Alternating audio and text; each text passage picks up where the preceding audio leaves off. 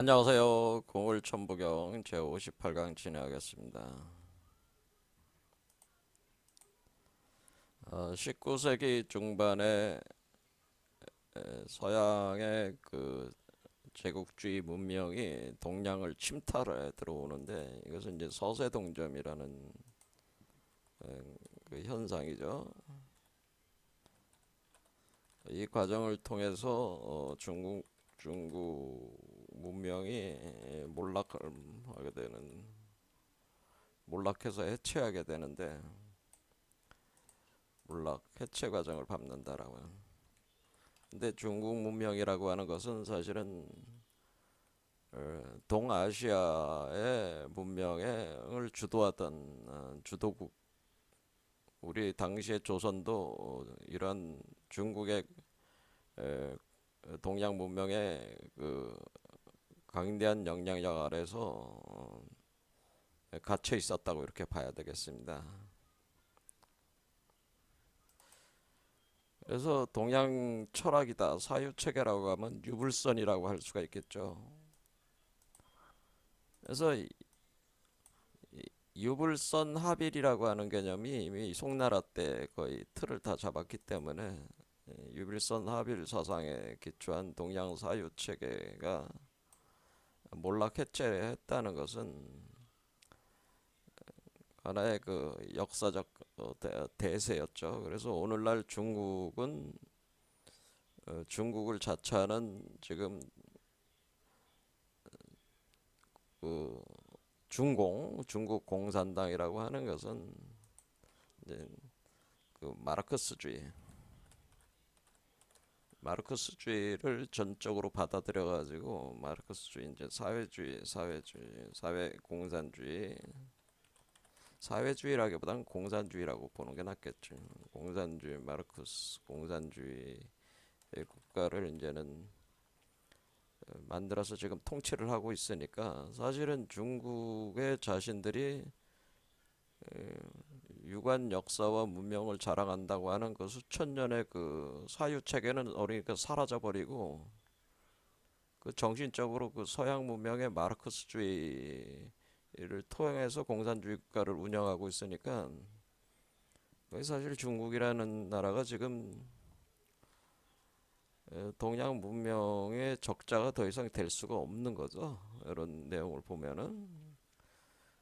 어쨌든 이러한 현상들이 그 18세기부터 뭐 계속 진행돼서 19세기 중반에 와서 우리 조선의 그 엄청난 그 파국을 또 이제 몰아오면서, 우리 조선도 중국 문명의 지배 영향권 안에 있었기 때문에 에, 그 중국을 배제를 하고 우리가 새롭게 우리 갈 길을 찾지 않으면 안 되는 그런 절체절명의 그 상황에 우리 한민족도 처하게 되는 거죠. 상황적으로. 그런데 그런 것이 오히려 역설적으로 중국 문명의 유불선 동양 사유 체계에 갇혀 있었던 우리 자신의 그 내재되어 있는 어떤 그 한국 철학이 부흥하게 된 하나의 배경이 됐기 때문에 역설적이라고 이렇게 볼 수가 있겠습니다. 그러면서 19세기 중반에 등장을 하기 시작한 것이 이제 최순 선생께서 동학 이제는 재창을 하시고, 이분의 그 법통을 이어받으신 분, 그러니까 심심상인의 신법을 통해서 법통을 이어받아서 제2대 교주로 해월 최시영 선생이 이제 활동을 하면서 어, 이분들이 이제는 그 동학으로 새로운 시대를 열고자 하는 동학혁명을 주도하는 사상적 기반을 이제 제공을 하게 된 거죠. 그러나 동학농민혁명은 결국에는 무능한 조선 정부와 당시 청일 전쟁을 빌미로 해가지고 그 조선에 주둔했던 일본군을 손을 빌려가지고 조선 정부가 그 동학농민혁명 운동에 참여했던 우리의 한민족, 조선민족 조선 사람들을 몰살시키는 끔찍한 일들을 이제 저지르게 되는 거예요.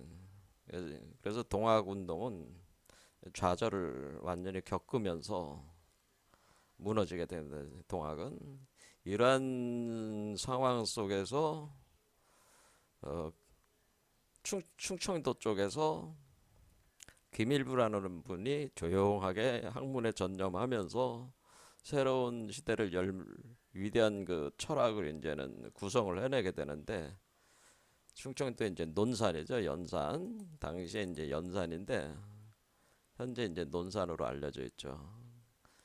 그래서 이분이 그 금화 정역이라는 사유 체계로 정역 8개를 구성을 해내면서 지금 새로운 시대를 여는 어떤 그 아주 고 차원의 그 사유 체계를 전개를 해서 이제 제시를 하게 되는 거죠. 그래서 이러한 흐름들이 쭉 진행이 되면서 사실은 우리가 천부경이라고 하는 것도 이게 1916년에 이제는 발견이 된 거기 때문에 사실상의 역사에 등장한 거는 100년 정도밖에 안 된 거죠. 우리 지금 현 시점으로 봐도. 근데 기본적으로 이러한 흐름의 미 백그라운드가 있는 상태에서 천부경이 등장을 한 것이다라는 거는. 그래서 우리의 한민족 최고 경전이라고 하는 천부경도 이런 사유적 우리 한국 사상의 부흥이라고 볼 수가 있을까요? 이런 어떤 엄청난 그 대전환의 시기와 그 사유책에 맞춰가지고 이 천부경도 통합적으로 해석을 하는 것이 더 의미가 있는 일이다.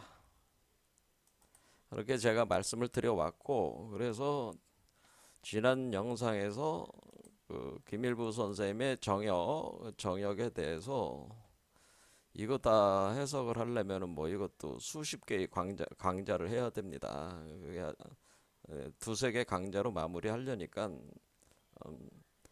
그몇 가지 부분만 추려가지고 지금 해석을 하고 있습니다. 한민족 사상은 제가 대표적으로 내세운 분이 동학 최순 선생과 정역 김일부 선생, 그 다음에 현무경을 펴내신 우리가 그 천지공사를 내세우신 강대산 선생, 그 다음에 중천 오해 충청 개벽론을 전개를 하신 이하선 선생, 이달 선생 있는데, 이분들이 다 공통적으로 지금 그 얘기하는 내용은 개벽이라는 거죠. 개벽이라고. 그래서 개벽이 지금 진행되고 있다, 그런 겁니다. 그러니까 우리 한민족 사상은 개벽 사상입니다. 그리고 이 개벽 사상은 전 세계 어디 가도 없는 사상이죠. 그러니까 이런 사상은 중국에도 없는 거죠, 사실은. 이게 개벽이라는 개념, 이런 개념들이 있긴 있는데 그것을 아주 주도적으로 체계적으로 이거를 그 시대 상황에 맞춰 가지고 전개를 한 그런 사유 철학가들이 다른 나라에는 없다는 거예요. 우리 한국에서만 유독 핵심적인 사상가들이 공통적으로 개벽론을 전개를 했다고 하는 거죠. 그런데 이 개벽 현상을 이해하는 방식이 이 동학, 정역, 그다음에 요 강진산 선생은 천지공사라는 개념으로 이해한 거고, 이하선 선생은 오해 충청 개벽론으로 접근을 한 거기 때문에 이해하고 활용하는 방식이 좀 틀리다고 하는 거죠. 같은 거지만은 개벽이라는 같은 주제를 놓고 해석을 해서 그것을 세상에 드러내는 모습은 각자의 스타일이 다르다, 제가 말씀을 드렸고, 그 중에서 이제 김일부 선생의 정역이 바로 또 이 개벽 사상을 드러낸 거니까 이걸 지금 보고 있는 겁니다. 그래서 지난 시간에 김일부 선생님은 개벽이라고 하는 거를 방고하로 이해를 했다고 하는 거죠. 그래서 우리가 방고가 되는 것이다. 모든 사람들이 방고가 된다. 그래서 방고라고 하는 것은 그 창세신 신화를 가져와서 말씀을 한 거죠. 핵심적인 개념으로. 그래서 이 방구의 알이라는 게 있는데 방구 알이 알 속에서 하나는 존재가 만들어져서 태어나게 되는데 알을 깨고 나오는 그 방구가 우주를 창조한다는 게 방구 신화거든요. 근데 그것이 서양권에서는 판네스 신화라는 판네스라고 제가 설명을 드렸는데 판네스 신화와 거의 동일한 개념이다라고 하는 거예요. 그래서 제가 판네스가 바로 방구다. 그래서 이게 방구라고 생각하면 된다. 제가 그랬습니다. 이게 방구, 요 모양의 방구다. 그래서 이게 우주 창조자니까 개벽이라는 건 결국 우주 창조하는 거거든요. 우주 창조, 그러니까 개벽을 다른 말로 하면은 천지개벽한다는 것은 우주 창조한다는 뜻이에요. 우주가 창조된다는 뜻이죠. 천지가 새롭게 열린다고 하는 거니까. 그런데 여러분들이 이제는 여기서 봤지만은 우주 창조가 우주 알 속에서 일단은 어떻게 되냐? 우주 알 속에서 기본 원형이 완성이 돼야 되는 거잖아요. 그렇죠? 우주 알 속에서 기본 원형이 완성이 되고 마치 우리가 아이가 태어날 때 여자가 임신을 했을 때 아이가 여자 뱃속에서 머리, 팔다리가 다 완성이 돼야지 아기가 딱 돼야지 출산이 될 거 아니에요. 그러니까 그와 같이 뭔가 이렇게 어떤 구조 안에서 기본 원형이 완성이 된 뒤에 이걸 껍질을 깨고 나오는 거 아닙니까? 이걸 알을 깨고 완성이 되고 그 뒤에 알 껍질을 깨고 나온다 그런 뜻이잖아요. 그러면 이 알 껍질을 깨는 거는 뭐 질탁동시다 뭐 그런 얘기를 하는 거잖아요. 그러니까 어미새가 요 안에 그러니까 병아리가 있는 개념인데 그러니까 이걸 이제 비유적으로 요렇게 되면은 요 사람은 우리가 이제 그걸 닭에 비유하는 거죠. 닭. 그러니까 지금 여기서 뱀의 알에서 봉황의 알이 되는 건데 이 알이 그러니까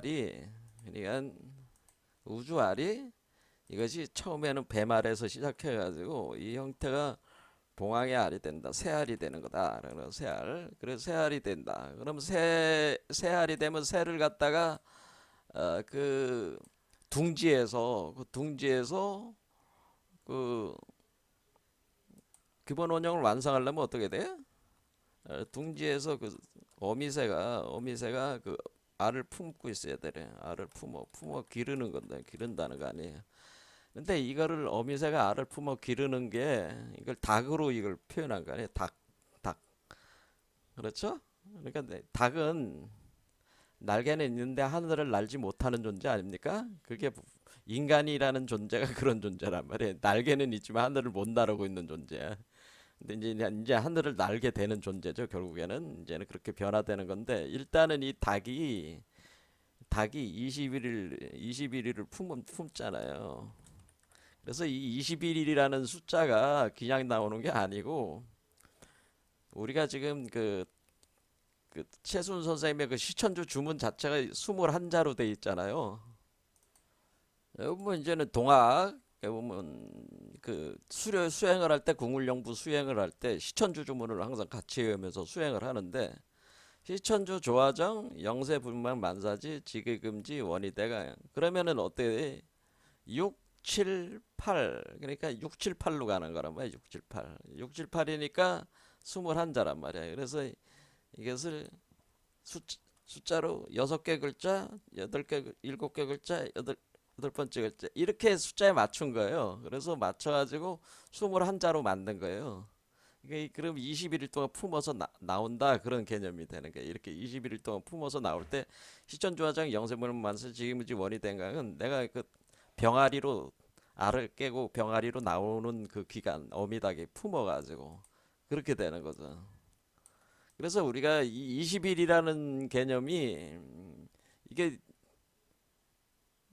당군신화에서는 어떻게 됐어요? 당군신화는 웅녀가 쑥과 마늘을 먹고 쑥 마늘을 먹고 21일 동안에 먹잖아요. 21일 동안 먹어서 그 사람이 됐다 그런 표현이 나오잖아요. 그게 20일이라는 숫자가 그렇게 중요하다 그런 얘기예요. 그게 이제 여기서 이제 36궁 도시춘이라고 해서 나중에 36이라는 숫자가 맞히면은 36은 21 더하기 15가 되기 때문에 15 그러니까 15 전공 과정이 있고 그다음에 21일 동안 품어가지고 나오면은 하나의 세개가 36의 세개가 등장을 하는데 요게 이제 총체적으로 36이 되는 거예요. 그 숫자가. 그래서 숫자를 이렇게 맞춰가는 겁니다. 자, 거기서 이제 등장을 하는 건데 그거까지 얘기하면 너무 이제 내용이 많으니까 그냥 가겠습니다. 그러면 우리가 이게 이 알을 품는 거는 누구요? 이 알을 품는 거는 요게 요 사람이 지금 요 수행자가 어미새가 되는 거죠. 어미새가 되고 그러니까 여자니까 어미새가 품고 있는 거 아니에요. 그럼 어미새가 되고 요거는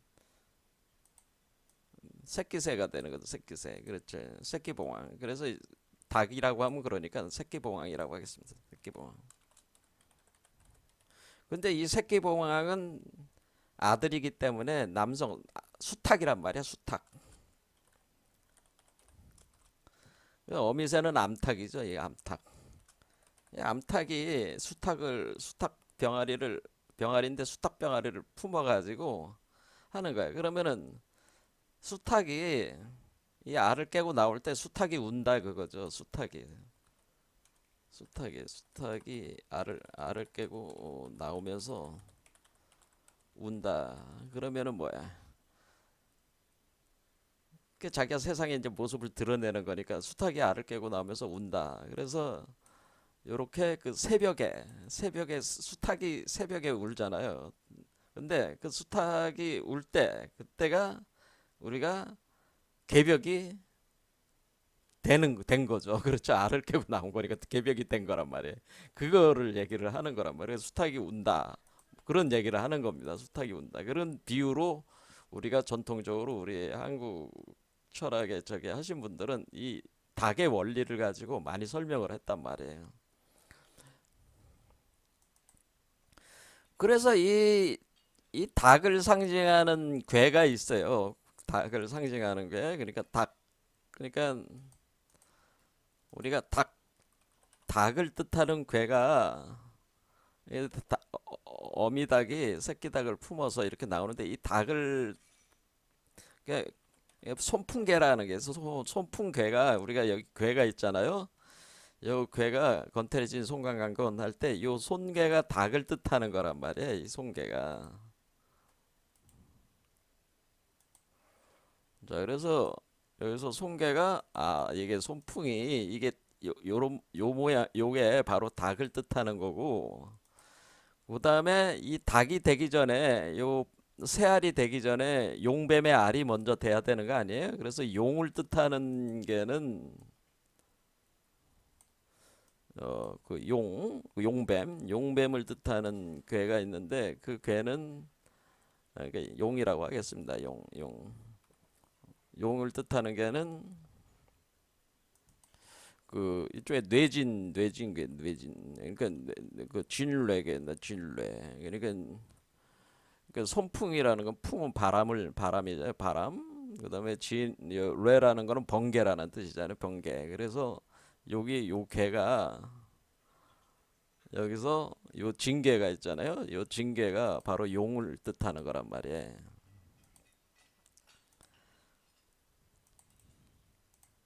그러면 이렇게 되는 거잖아요. 이렇게. 그렇죠. 이게 그러면 얘는 징계가 돼가지고 진뢰니까 진뢰는 진계는 이렇게 벼락을 친다. 뢰. 그렇죠? 뢰. 그래 우레뢰. 이게 번개를 뜻한다. 번개. 진뢰. 그다음에 손풍은 그죠? 이게 손개할 때 그다음에 뢰. 아니 손풍. 이거 바람을 뜻한다. 바람 풍. 자, 이런 상이 이 괴에 대한 상이 이렇게 돼 있는 거란 말이에요. 그러면 우리가 용 알에서 닭의 알로 돼가지고 그렇죠? 새 알로 변해가지고 닭이 알을 깨고 나왔어요. 나오게 되면은 그것이 어떻게 되면은 용에서 풍으로 나온 거잖아요. 그래서 이것이 내풍항 이렇게 부르는 거고 이것이 다시 땅으로 내려갈 때는 이 풍, 그러니까 땅에서 하늘로 올라갈 때는 뇌풍항.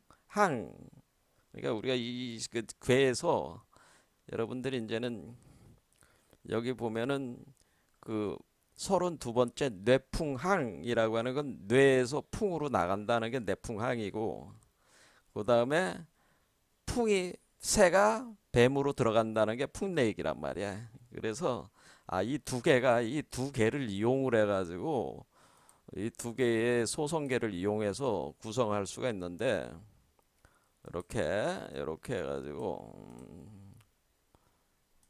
이렇게 되면은 뭐냐면은 요거는 이제는 이렇게 되는 게 있고 그다음에 요거는 이제는 이렇게 되는 게 있고 이렇게 되는 거죠. 이렇게 돼.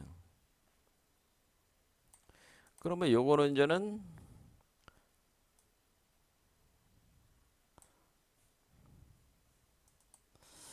요거는 이제는 풍레익이라는 거는 우리가 괴를 읽을 때는 위에서부터 아래로 이름을 붙여요. 풍레익이라는 거나 이게 새가 뱀 속으로 들어가는 거란 말이에요. 그러니까 위에서 아래로 내려가는 게 하강, 요거는 하강하는 거고, 예. 그다음에 요거는 뭐야? 이 용 속에서 새가 날아오르는 거란 말이에요. 날아오르는 거니까 이걸 밑에서 위로 올라가는 거는 내풍항이 된단 말이에요. 그래서 이런 이치로 그래. 요게 그러면 이게 여기서 이거를 이렇게 되면 이건 내풍항이고 얘는 풍내익이구나. 이렇게 그러면은 우리가 홍익인간한다는 뜻은 그러니까 홍익인간이라는 것은 홍익인간이라는 의미에서 요 익자 있잖아요. 널리 인간을 이롭게 하려면은 풍래익이 된다. 풍래. 그러니까 인간을 이롭게 하는 행위는 내가 봉황체가 돼가지고 자 홍익인간의 의미가 이제 여기서 이제 나오는 거란 말이에요. 홍익인간 이익을 준다는 얘기는 내가 봉황이 됐어. 봉황이 돼서 뱀들인 인간 몸속으로 들어가는 거. 이것이 바로 그 홍익인간 하는 거예요. 내가 봉황체로 태어난 뒤에 그 봉황체가 돼서 사람들 속으로 사람들은 뱀이란 말이야. 인간은 레벨 아래쪽이니까 뱀에 속하는 뱀의 그 틀에 잡혀 있는 인간 속으로 들어간다. 그게 바로 풍내익이란 말이에요. 풍내익. 그래서 먼저 봉황이 돼야 되는 거예요. 봉황이 돼서 그러니까 봉황이로 내가 태어나 가지고 다시 뱀 속으로 들어가는 거지. 그게 홍익인간 하는 거다. 그런 얘기입니다. 자, 요런 이치에 대해서는 나중에 또 이제 설명을 또 하겠습니다. 자, 그래서 요거는 이제 내풍항, 요거 괴는 알아두면 좋죠. 내풍항, 얘는 내풍항이고, 왜냐면 이 괴가 이제는 이제 등장을 하거든요. 요게 이제는 그러니까 요게 내풍항이고 얘는 내풍항이고 위로 올라간 거죠. 새가 아래쪽에 있어가지고 위로 올라가네요. 뱀 속에 있는데 지금 날아오르려고 하는 거고. 뱀으로부터 벗어나려고 하는 거고 요거는 풍내익은 내가 봉황이 돼가지고 뱀 속으로 들어가는 거야. 내가 봉황이 돼가지고 이건 풍내익이다 이런 얘기죠.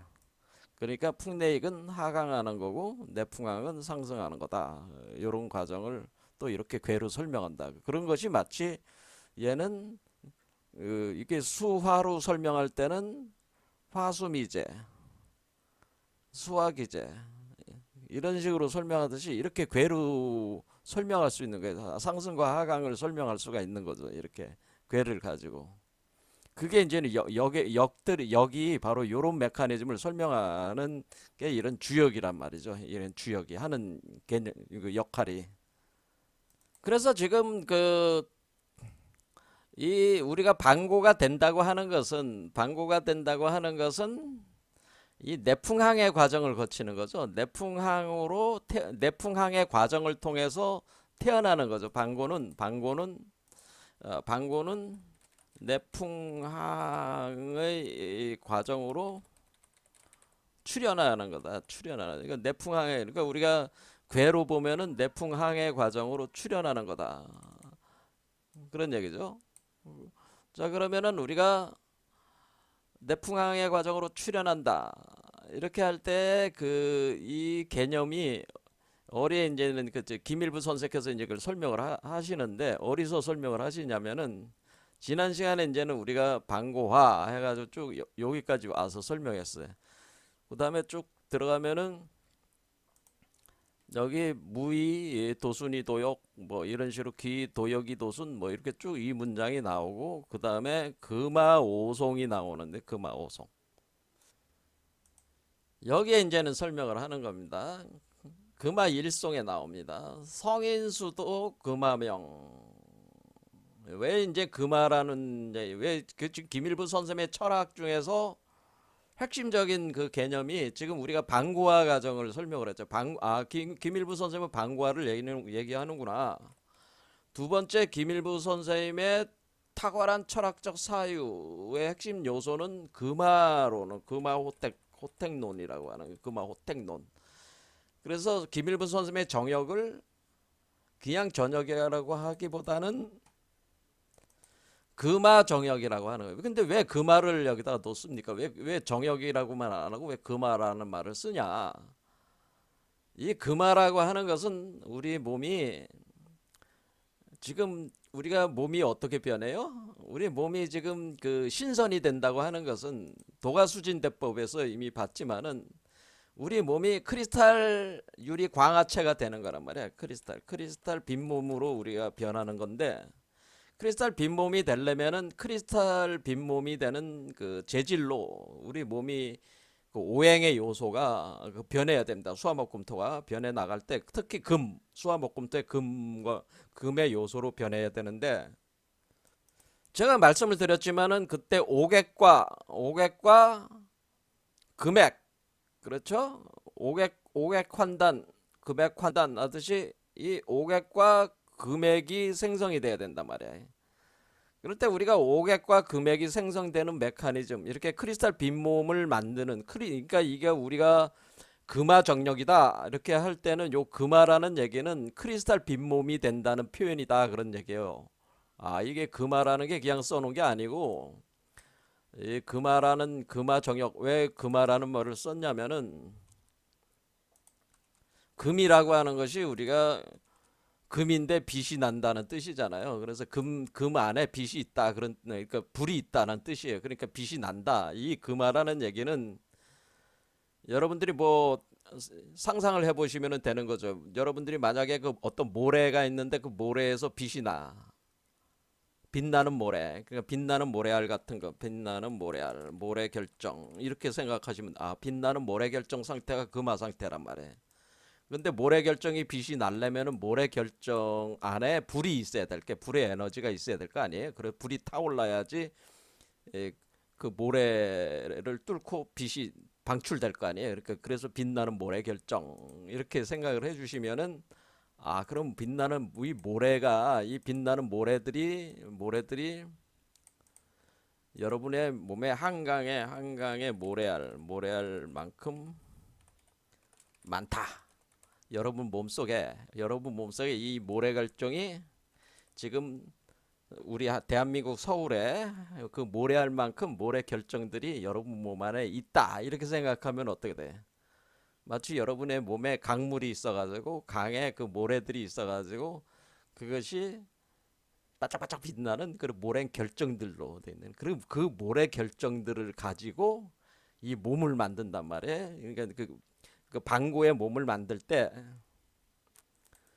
요 방고도 육화가 돼야 되는 거 아니에요? 근데 이 방고의 몸을 만들 때 방고의 몸이 그냥 만들어지는 게 아니고 이 몸은 바로 크리스탈 요 몸은 뭘로 만들어지냐면은 크리스탈 결정으로 만들어진다. 근데 크리스탈 결정은 모래알처럼 생겼으니까 크리스탈 모래 결정들로 만들어져 가지고 이것이 이 몸이 궁극적으로 만들어지 완성이 되면은 일종의 금강체가 된다는 게 금강체.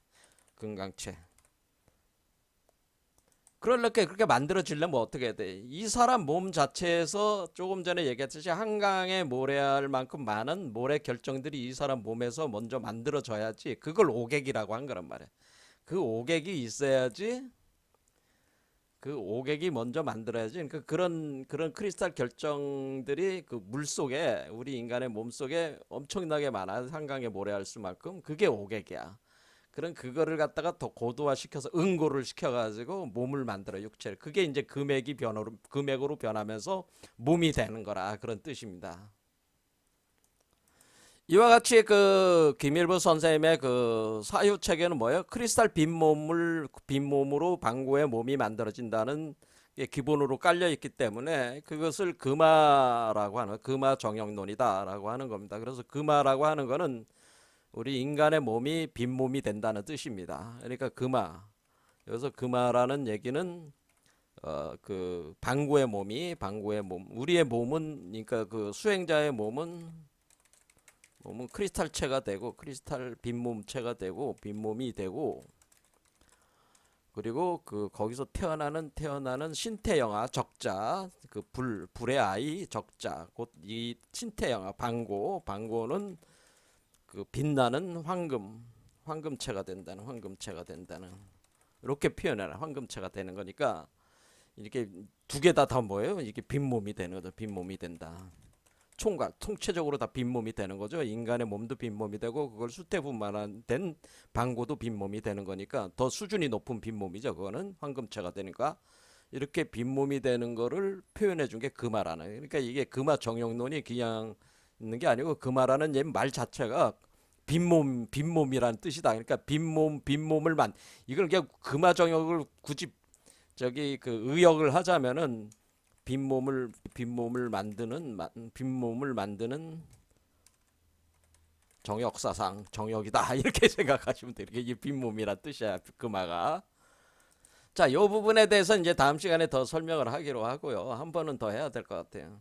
자, 그래서 지금 보면은 여기서 어 그래서 김일부 선생께서 금화라는 것이 엄청 중요하니까 이 금화 현상, 그러니까 우리 몸이 크리스탈 빈몸이 되는 현상을 정밀하게 설명을 하기 위해서 금화 1송부터 금화 1송, 2송, 3송, 4송, 5송에서 5송까지 금화 이 바로 우리가 크리스탈 빈몸이 되는 그 메커니즘을 이렇게 쭉 설명을 해 놓은 것이다 그런 얘기입니다 이게.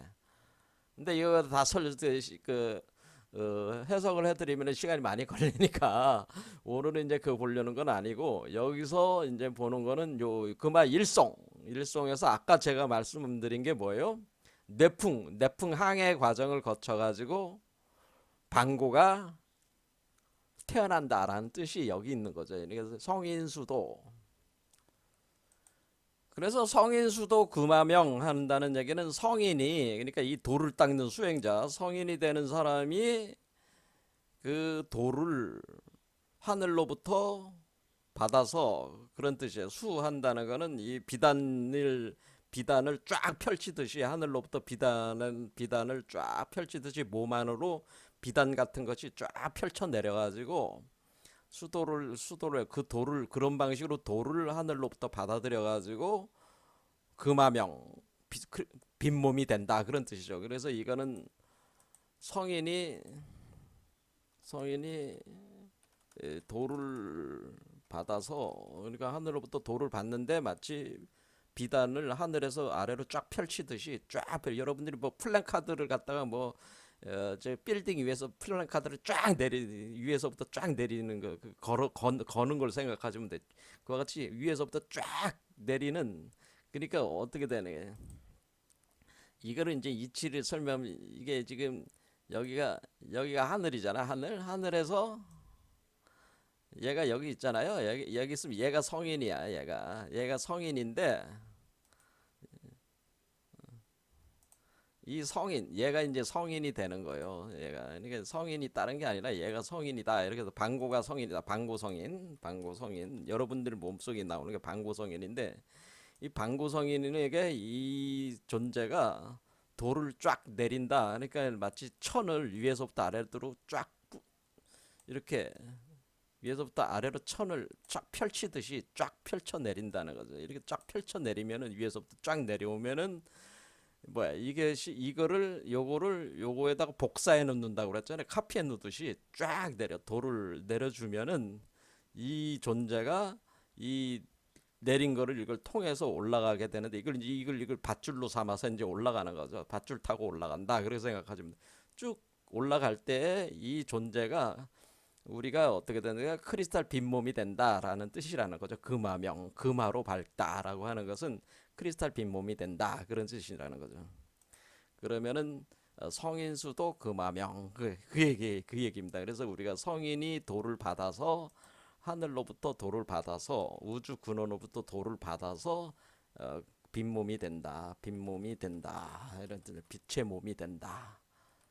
그렇죠? 빛의 몸인데 그 빈몸이 어떻다는 거예요? 금강체. 그래서 우리가 그 불교에 여기서 뭐 금강반야바라밀다 할 때 금강체라는 데는 우리가 다이아몬드 그러잖아요. 다이아몬드 이렇게 같이 다이아몬드를 연상시키는 그 다이아몬드가 그게 원래 모래알 결정들이 구성이 된 게 다이아몬드잖아요. 그러니까 다이아몬드 채처럼 빛나는 보석과 같은 그 몸이 된다. 그런데 금화명. 그렇게 될 때에 우리는 장군, 운주, 수토평, 농부세서, 세공성, 화공각필 이때 장군이라는 거는 이 어떤 지금 우리가 여러분들이 지금 장군 운주한다는 얘기는 지금 여러분들이 이 존재가 이 몸의 그 자궁으로부터 나오려면은 사실은 우리가 전쟁을 해야 됩니다. 전쟁. 무슨 전쟁이냐면 얘가 나오는 거를 이 카르마 수레바퀴가 막고 있잖아요. 그렇죠. 못 나오게 만들잖아요. 그러니까 이 못 나오게 만드는 우리 안에 있는 여러 요소들과 얘가 전쟁을 해야 된다나. 얘가 전쟁을 할 때에 얘가 장군이 되는 거죠. 그래 얘가 장군이 돼가지고 얘와 전쟁을 할 때에 전쟁을 해서 이제 그 전쟁을 하려면 병사들을 모집을 해가지고 군사 전략을 짜가지고 이거를 전쟁을 벌인다는 얘기예요. 전쟁을 벌여가지고 자기가 이 땅을 그러니까 이 존재의 세계를 평정했다 그런 뜻이에요. 그래서 수토평이라는 이 존재가 그 물과 그 흙을 평정했다. 그러니까 강산을 평정했다 이렇게 생각하다. 강산 이 존재의 나라를 이 존재가 다 정복했다. 평정했다 그런 뜻이다. 그렇게 이해하시면 되는 거죠. 그러면 얘가 나올 수 있다고 하는 거는 이제는 얘가 이제는 임금이 되고 얘가 이제 신하가 돼 버리는 거죠. 그렇죠. 그렇죠. 그런 식으로 얘가 임금 노릇했는데 임금 노릇하는 놈을 무너뜨리고 얘가 이제 진짜 임금이 되면서 주인이 돼 가지고 얘를 지배하게 된다는 거. 수토평이다라는 거. 전쟁에서 이긴 것이다. 그래서 농부세서 그러면 농부가 호미를 갖다가 씻어. 왜? 그러면 하늘 농사를 다 지은 것이다. 그러니까 하늘 농사를 농부가 그 호미를 씻으니까 호미를 씻는 건 뭐예요? 이제 농사를 다 지어가지고 그 해에 그 결실을 얻었다. 새 공성 한 데는 공을 이루었다라고 하는 거는 농사를 잘 졌다. 그러니까 하늘 농사를 다 졌다 그런 뜻입니다. 하늘 농사를 다 졌다. 전쟁에서 이겨서 승리해서 우리가 평정했다. 수토라는 게 강산을 평정했고 그리고 농부가 호미를 씻어가지고 호미를 씻으니 그 해에 성공을 이룬 것이다. 그러니까 그렇게 하늘 농사를 완성해서 결실을 얻은 것이다. 그런 뜻이야. 화공각필 한다는 건 화공이 그림을 그리는, 화공이 붓을 꺾는다는 뜻은 뭐냐면은, 화공이 붓을 꺾는다는, 화공은 뭐라는 거예요? 화공은 그림을 그리는 자잖아요. 화공은 그림을 그린다. 화공은 그림을 그리잖아요. 자, 화공은 그림을 그리는데 그건 그냥 그림일 뿐이죠. 이미지를 그린다. 이미지를 그린다. 근데 지금 우리가 이미지를 그리는 게 아니고 구체적인 그 실제를 만들어야 되는 거 아니야. 그 구체적인, 그러니까 그림 그리는 걸로 끝나는 게 아니고 뭐야? 그림 그리는 거를, 설계도를 실제적인 육화, 물질화 시켜야 되는 거 아니야. 그러니까 그림은 다 그렸다는 뜻이지. 이제 그림은 다 그렸으니까 이제 육화 작업을 한다, 그런 뜻이죠. 그래서 그림을 다 그렸다, 그런 뜻이 이게 화공각필. 그래서 우리가 이제는 그 화엄경을 보면은 그런 얘기가 있죠. 우리 몸속에 화공이 있어가지고 그림을 그리고 있다라는 표현이 있어요. 그래서 그 그림에 따라서 이 세상에 드러나는 것이다. 그래, 일체 유심조다. 근데 그 그림을 그리는 자가 누구냐? 그게 사실 오한극이라고 하는 존재, 우리 자신의. 그런데 그 그림을 다 그려가지고 이제 물질화 시킨다, 그런 데는. 그럴 때 요 문장이죠. 내풍생. 자, 지금 내풍이 뭐라고 그래요? 내풍항. 내풍의 과정을 거쳐서 태어난다는 뜻이죠. 내풍의 과정을 거쳐서 태어나는데 누가 태어나? 덕부천왕이 태어난다니까. 덕이라는 게 물질화시키는 그 그 부를 가진 천왕. 덕부천왕이 내풍으로 태어나는 덕부천왕. 내풍생 덕부천왕, 이렇게 돼. 아, 요게 그러니까 우리가 지금 그 김일부 선생께서는 지금 이 방고를 뭐라고 그런 거냐면, 이 방고에 대해서 덕부천왕이라고 이름을 붙인 거죠. 이 방고는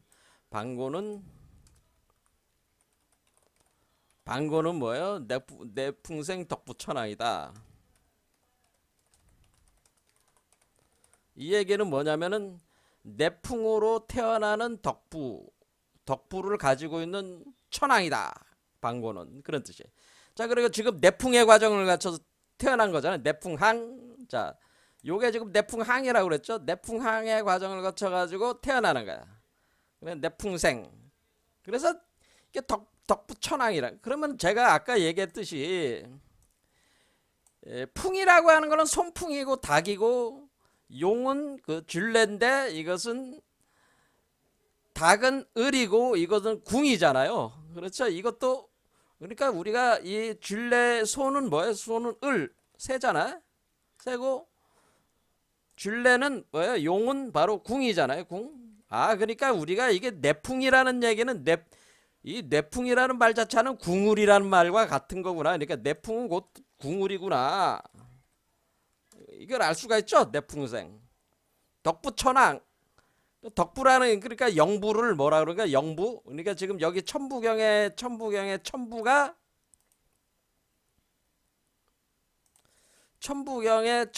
뭐예요? 덕부가 된 거죠. 덕부. 그렇죠. 이 덕부를 가진 천왕이다. 그래서 우리가 그 환웅을 말해, 당군신화의 환웅을 가지고 우리가 환웅, 여기 환웅, 여러분이 당군신화를 기억해. 환웅천왕이라고 그러죠. 환웅천왕 할 때, 환웅천왕이랄 때 환웅 천황, 환웅천황, 환웅천왕. 당군신화에 환웅천왕이 있어. 근데 환웅천왕과 같은 개념인데, 자, 이 환웅천왕에 여러분이 보면 알겠지만은,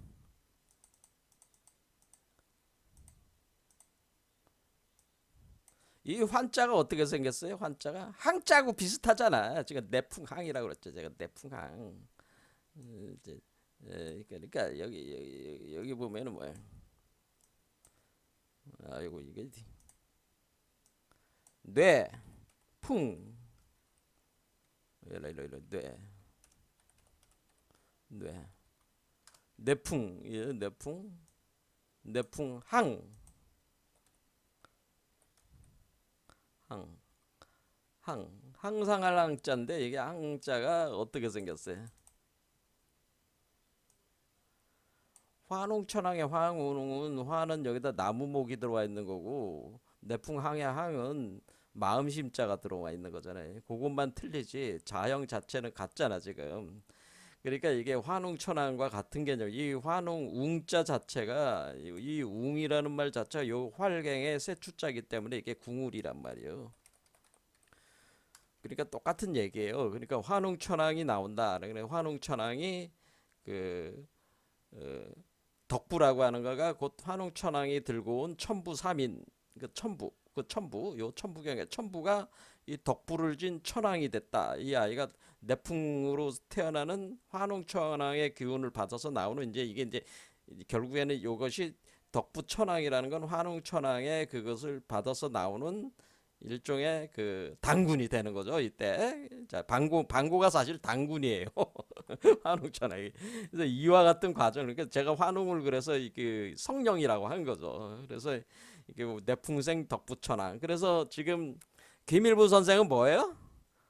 지금 최수훈 선생이나 해월 최시영 선생은 궁을 영부라고 한 거고 영부 궁을 영부고 이분들은 이제 궁을 영부론을 얘기한 거고 김일부 선생은 뭘 얘기한 거예요? 내풍 덕부라고 내풍 덕부를 얘기한 거죠. 그러니까 부는 같은 거죠. 부. 그렇죠. 부. 그러니까 이게 그러니까 우리가 이 천부를 이 천부경의 천부를 동학에서는 궁을 영부라고 하는 거고 천부경의 천부를 김일부 선생은 내풍 덕부라고 표현을 한 것이다 그런 얘기입니다. 그러니까 이치는 궁울이라는 말이나 내풍이라는 말은 같은 말이라고 하는 거죠. 그러니까 사실 같은 얘기를 하는 것이다라는 거죠. 그러니까 우리가 이 천부가는 이 메커니즘이 궁울 메커니즘이다 그 얘기예요 또.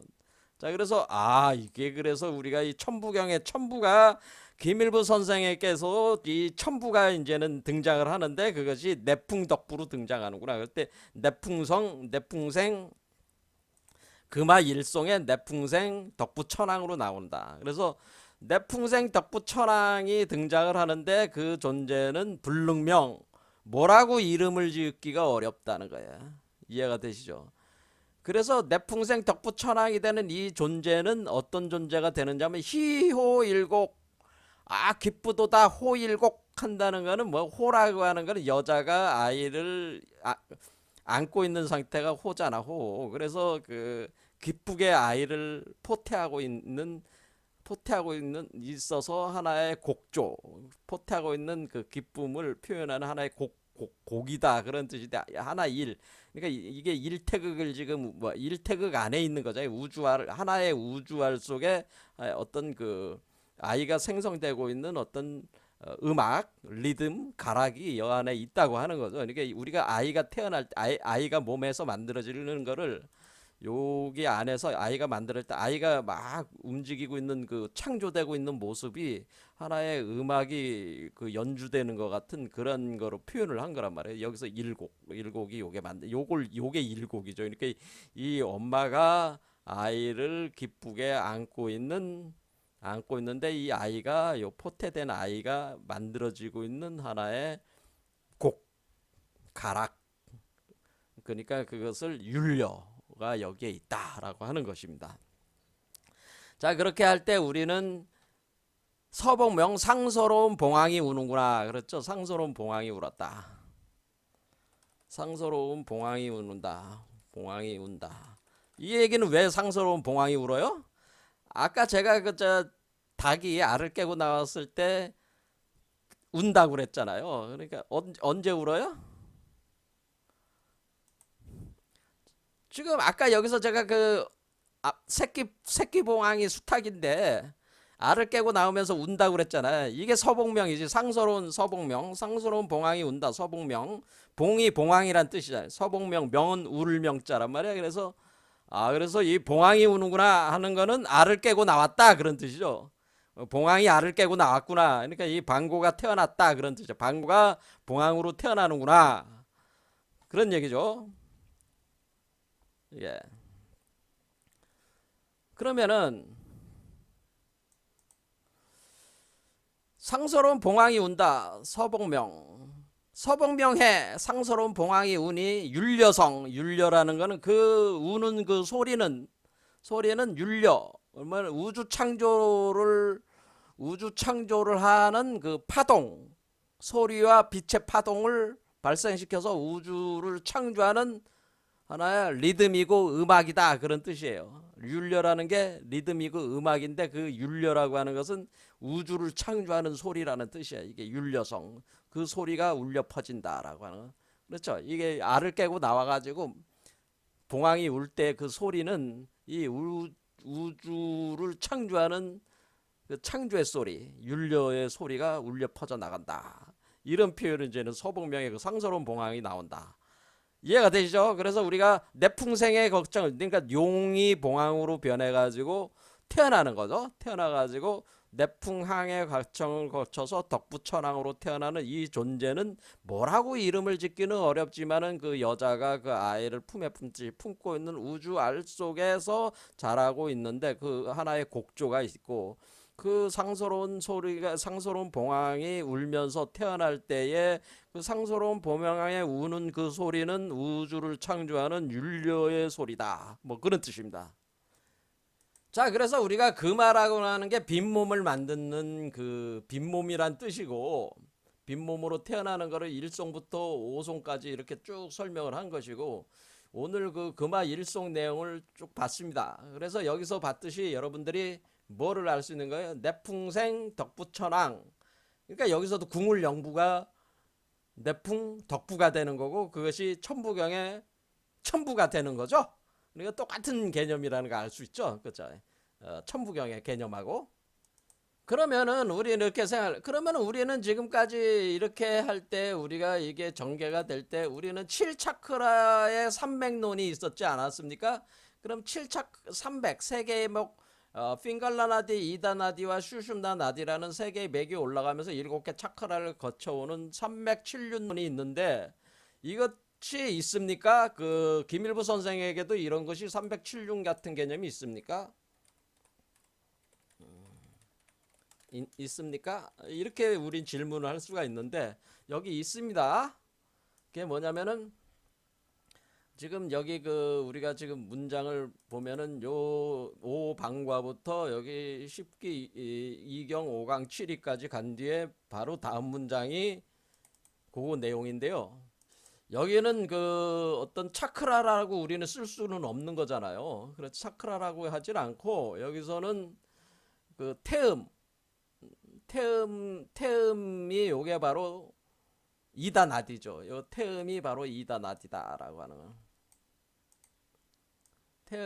태음이 바로 달이라는 뜻이잖아요. 이게 태음은 달이요. 태음은 달인데 이것을 이다나디의 메커니즘입니다. 하나의 맥이다.